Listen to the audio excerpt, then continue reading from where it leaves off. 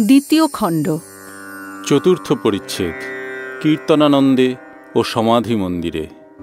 ভক্তেরা এই অবতার তত্ত্ব অবাক হইয়া শুনিতেছেন। কেহ কেহ ভাবিতেছেন, কি আশ্চর্য! বেদোক্ত অখণ্ড সচ্চিদানন্দ, যাহাকে বেদে বাক্য মনের অতীত বলিয়াছে, সেই পুরুষ আমাদের সামনে 14 পোয়া মানুষ হইয়া আসেন। ঠাকুর শ্রীরামকৃষ্ণ যে কালে বলিতেছেন, সেকালে অবশ্য হইবে। যদি তাহা না হইত, তাহা হইলে রাম রাম করিয়া এই মহাপুরুষের কেন সমাধি হইবে? নিশ্চয়ই ইনি হৃৎপদ্মে রামরূপ দর্শন করিতেছিলেন। দেখিতে দেখিতে কোন্নগর হইতে ভক্তেরা খোল করতাল লইয়া সংকীর্তন করিতে করিতে বাগানে আসিয়া উপস্থিত হইলেন।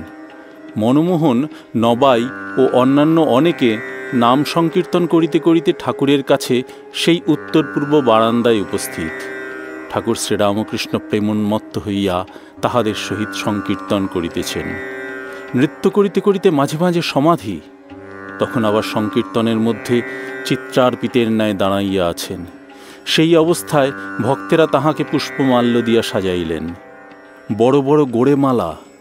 ভক্তেরা দেখিতেছেন যেন শ্রী গৌরাঙ্গ সম্মুখে দাঁড়াইয়া গভীর ভাব সমাধি নিমগ্ন।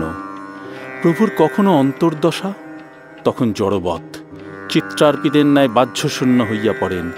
কখনো বা অর্ধবাহ্য দশা, তখন প্রেমাবিষ্ট হইয়া নৃত্য করিতে থাকেন। আবার কখনো বা শ্রী গৌরাঙ্গের ন্যায় বাহ্য দশা, তখন ভক্ত সঙ্গে সংকীর্তন করেন।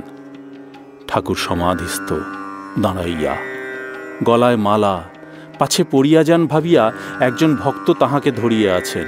চতুর্দিকের ভক্তেরা দাঁড়াইয়া খোল করতাল লইয়া কীর্তন করিতেছেন। ঠাকুরের দৃষ্টি স্থির, চন্দ্রবদন প্রেমানুরঞ্জিত। ঠাকুর পশ্চিমাস্য। এই আনন্দমূর্তি ভক্তেরা অনেকক্ষণ ধরিয়া দেখিতে লাগিলেন। সমাধি ভঙ্গ হইল। বেলা হইয়াছে। কিয়ৎক্ষণ পরে কীর্তনও থামিল। ভক্তেরা ঠাকুরকে আহার করাইবার জন্য ব্যস্ত হইলেন।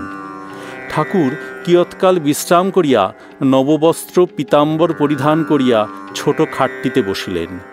পীতাম্বরধারী সেই আনন্দময় মহাপুরুষের জ্যোতির্ময় ভক্তচিত্ত বিনোদন অপরূপ রূপ ভক্তেরা দর্শন করিতেছেন। সেই দেবদুর্লভ পবিত্র মোহন মূর্তি দর্শন করিয়া নয়নের তৃপ্তি হইল না। ইচ্ছা, আরো দেখি সেই রূপ সাগরে মগ্ন হই। ঠাকুর আহারে বসিলেন। ভক্তেরা আনন্দে প্রসাদ পাইলেন।